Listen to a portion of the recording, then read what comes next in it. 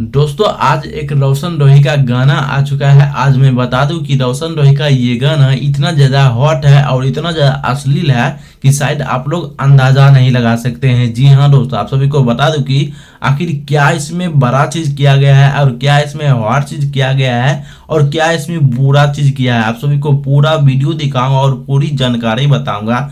लेकिन उससे पहले आप सभी को बता दूं कि रोशन रोही का गाने का नाम यह है कि देवे पर तो जीजा साली के। जी हाँ दोस्तों, आप सभी को बता दूं कि ये गाना टेलीमिर्ती म्यूजिक वर्ल्ड चैनल पर आ चुका है और भाई इस गाने में खतरनाक अंदाजे में डांस किए हैं। भाई आप लोग देख रहे हैं कितना खतरनाक अंदाजे में डांस कर रहे हैं। और आप सभी को बता दूं कि इस गाने को लिखने वाले इंसान का नाम है रोशन रोही, म्यूजिक दिए हैं पप्पू भाई।